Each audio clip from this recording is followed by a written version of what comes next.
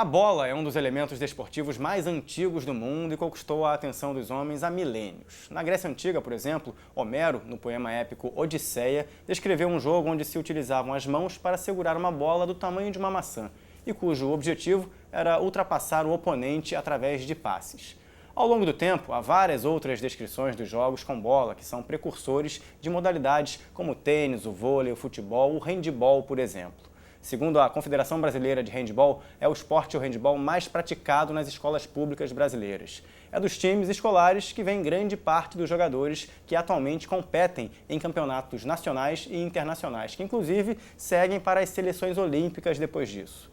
Embora seja praticado por milhares de pessoas em nosso país, a equipe brasileira ainda não conseguiu ganhar uma medalha olímpica, mas já conquistou o ouro, por exemplo, no Campeonato Mundial Feminino disputado na Sérvia em 2013.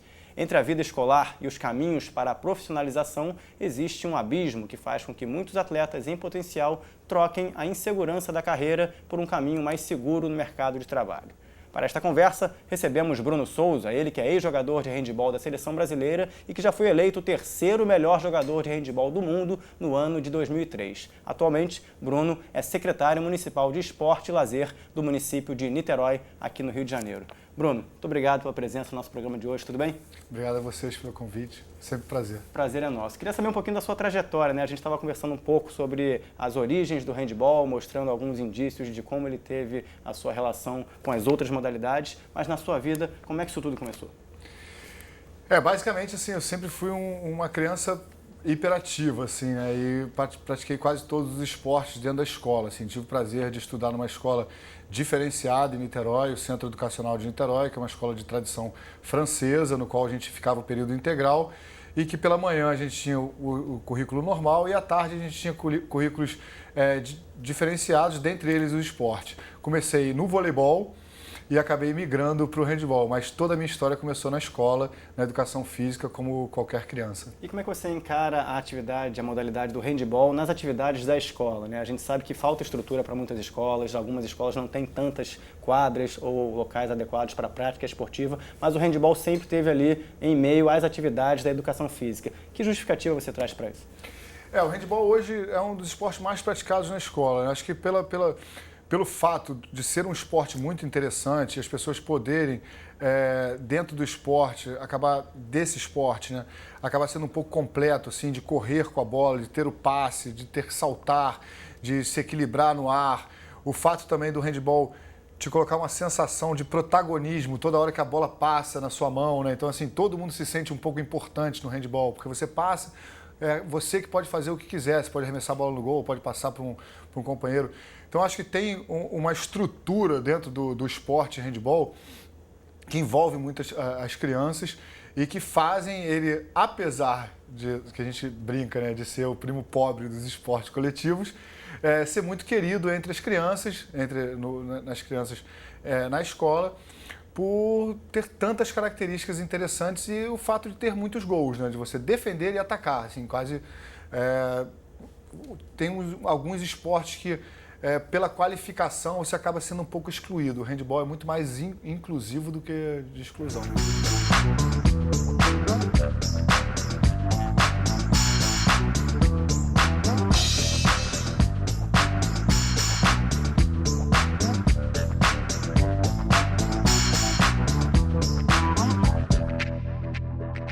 Você é filho de uma pedagoga, professora de história. O que esse fato trouxe de relevante na relação que você teve com a prática do handebol e na vivência na escola na época da sua adolescência? Bem na adolescência, assim, muito mais, assim, meu pai foi jogador de vôlei, minha mãe pedagoga, dona de escola, enfim, a história lá de casa dessa fusão, né, de atleta com professor e tudo mais, do meio estudantil, eu acho que só trouxe benefício, porque desde o início meus familiares falavam, o handebol talvez não te dê um futuro, mas vai te abrir várias portas. E foi assim que eu cheguei também à universidade, né? Eu passei pela Universidade de Fisioterapia, estudei, fui para São Paulo por um tempo jogar e estudar. Então sempre correlacionado ao handebol estava o que era mais importante, a questão da formação, de você conseguir se expressar, caso fosse depois, mais tardar, né, em outro idioma, aprender o idioma local. Então, ir se transformando, porque assim, como outras carreiras a esportiva, né, como a carreira de modelo, por exemplo, você sabe que você consegue, durante um período muito curto, estar num patamar e depois você vai querer viver o resto da sua vida naquele nível e acaba não batendo, né? Acaba não casando. E se você se preparar como pessoa, o atleta sim vai sumir, né? Vão ter outros atletas, vão ter outras pessoas que farão mais gols que você, que serão fisicamente mais aptos que você, mas a pessoa e a personalidade sim tem que marcar e dar uma continuidade na sua vida. Isso faz diferença para você quando você olha para trás e lembra que você faz parte de uma geração ou de um grupo de atletas que conseguiu ter a oportunidade de morar em outros países, né? Você esteve na Alemanha, na França. Nem todo mundo que está disputando competições no país como o Brasil tem a oportunidade de sair e ter outra vivência. Como é que isso foi para você? Eu acho que assim, a oportunidade primeiro de você ser convidado, né, depois de um campeonato mundial muito novo, ainda com 21 anos, para você ir para a Alemanha, que no caso do handball é quase a NBA assim, do basquete, né, nos Estados Unidos, é o handball na Alemanha. Você ser convidado para uma liga como essa, se deparar com toda a questão profissional, contratos, imagem, patrocinadores e tudo mais,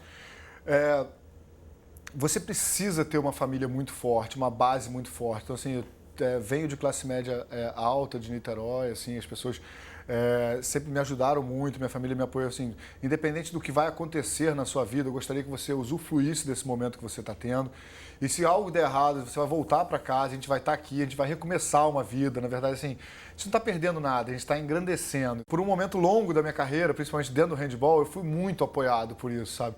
E hoje, todos os ganhos que eu tenho na vida, ou mesmo o status, ou a posição hoje que eu ocupo, eu vejo que todo o processo de formação tem um detalhezinho de cada lugar que eu passei. Então, assim, não que eu me sinta um cidadão completo, mas com 37 anos, assim, eu tenho uma vivência e uma viagem pelo mundo, uma vivência de experiências dentro do esporte e fora do esporte, muito difícil de se conquistar.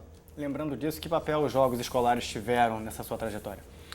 Os jogos escolares foram fundamentais. Assim, acho que os jogos escolares, no final de tudo, você acaba descobrindo que ali estão os grandes amigos que você fez no seu esporte para a vida inteira. Enquanto pessoas que falam, eu joguei jogos escolares contra você, sabe? Eu lembro da gente nos jogos escolares. A pessoa passa a ter um orgulho que você se tornou profissional e de alto rendimento, mas que em algum momento daquela sua fase ele participou. Uhum. Então isso é muito gratificante. Assim, eu acho que os jogos escolares têm um caráter incrível, porque assim, é o primeiro passo da sua formação como atleta, né, caso você venha se tornar atleta, na questão de se deparar com outro nível. Você é o melhor da sua escola, mas será que não tem ninguém na outra escola melhor que você? Essa primeira relação de conquista, de espaço e até de vitórias ou derrotas é o primeiro contato. Então, assim, você divide isso com muita gente que nunca vai ser atleta profissional. Então, acho que ali está muito marcante. E desde que eu fui para a Europa, que me tornei profissional e que a carreira realmente explodiu, eu sempre voltava ao Brasil, participei durante muitos anos pelo Comitê Olímpico Brasileiro como embaixador do handebol nos Jogos Escolares do Brasil, que eu acho que a gente tem que realmente demonstrar para as nossas crianças que se aconteceu com um atleta, né, no meu caso, de ir à Europa, se tornar profissional e dar certo, há essa oportunidade para outras pessoas também. Pois é, nem sempre outras pessoas têm essas oportunidades. Você citou agora há pouco que o handebol é o primo pobre dos esportes e tudo mais nesse sentido. Como é que você avalia as políticas públicas hoje de fomento para atletas que estão buscando o desenvolvimento da carreira, claro, tendo como pano de fundo a atividade do handebol? Que interpretação você tem do posicionamento do Brasil hoje em dia?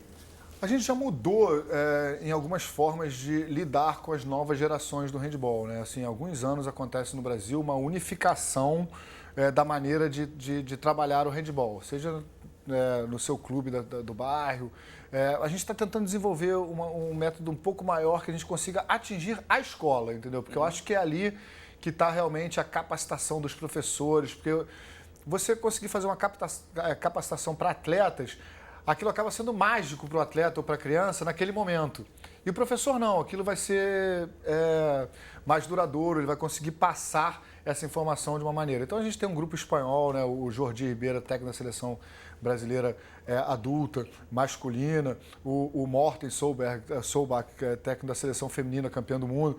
A gente já passa hoje para um grupo de pessoas que os atletas que vão chegando nas categorias menores, eles já treinam no mesmo molde que a gente gostaria que a seleção adulta treinasse. Então, a gente já quebrou aí um ciclo de informação muito grande.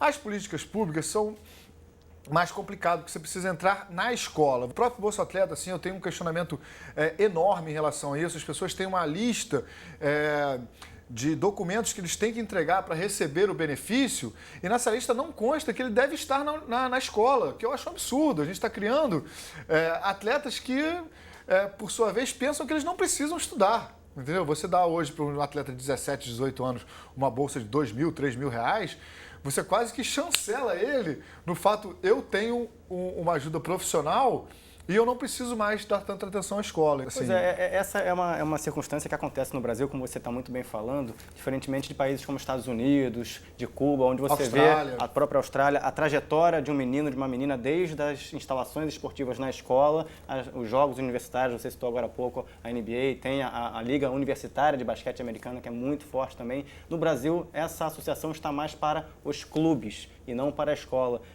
Como é que você interpreta esse tipo de cenário num país como o nosso e se há perspectiva de mudança? Acho que é muito difícil, assim, acho que a gente tem que parar de querer inventar, né? Acho que, principalmente para políticas públicas, nada se cria, tudo se copia. Já tem países que fazem coisas darem certo. Hoje, quando a gente analisa a Austrália e Estados Unidos, a quantidade de grandes CEOs que já participaram ou de projetos olímpicos ou de projetos níveis nacionais, são muito maiores do que os que estiverem em clubes. Entendeu? Então, assim, essa parte eu acho que a gente deveria copiar mais e ir atrás de coisas e não inventar uma modalidade, talvez no Brasil isso possa dar certo, porque assim, depois que o atleta terminar, a gente vai tentar dar uma capacitação a mais a ele. Aí fica um pouco tardio e nem todo mundo está preparado a isso. Você hoje ocupa um cargo público, né, secretário de Esporte e Lazer do município de Niterói, vem com toda a bagagem de um atleta de alto rendimento, de uma modalidade como o handball. Que desafios você enfrenta na gestão pública que você imagina que talvez fosse mais fácil fazer e que realmente é difícil tirar do papel? Essa questão de você conseguir fazer as coisas em coletivo é muito difícil para a política pública do Brasil ainda. As pessoas ainda pensam no seu próprio umbigo, para a sua própria secretaria. Então, a gente tem tentado, e com bastante êxito em Niterói, que as pessoas entendam que o meu viés ali é técnico, não é um viés político. Assim, eu não tenho pretensão política, não tenho mesmo. Então, eu estou tentando fazer uma gestão técnica de uma oportunidade de proximidade da Olimpíada, que é uma coisa que eu entendo, e das oportunidades que a cidade de Niterói podem usufruir quanto a isso.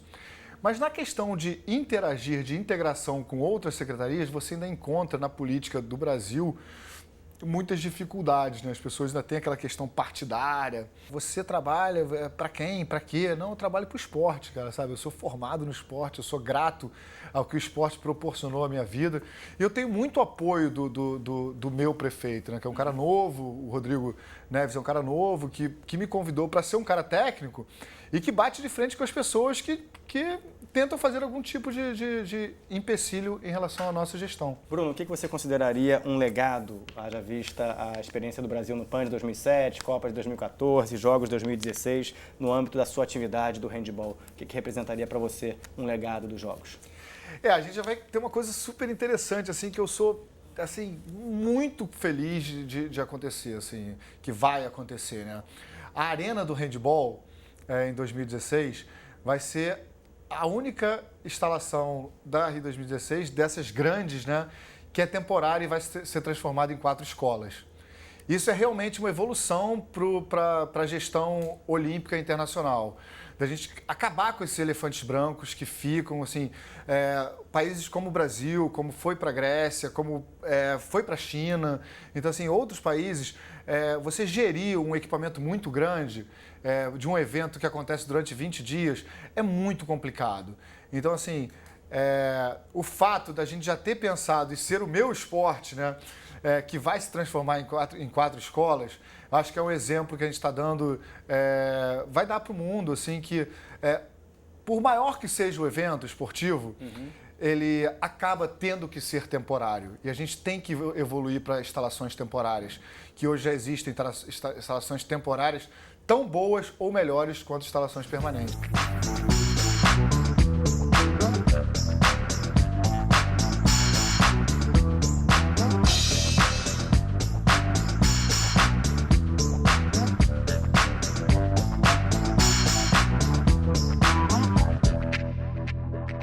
Você vê o ginásio sendo montado, mas você sabe que aquilo ali, pós-Olimpíada, vai ser desmontado e transformado em 4 escolas, tá aí onde a gente quer chegar. E isso não se cria, isso se copia. Isso aí, talvez uma das grandes medalhas de ouro das Olimpíadas do Rio de Talvez, eu tenho 2016. muito prazer que seja do meu esporte. Bruno, muito obrigado aí pela participação na entrevista de hoje. Até uma próxima oportunidade. Obrigado a vocês pelo convite. Sucesso lá na secretaria. Obrigado a você de casa também pela companhia, pela audiência. Eu lembro que todas essas entrevistas da coleção temática sobre esporte, formação do atleta e cidadania estão disponíveis na internet.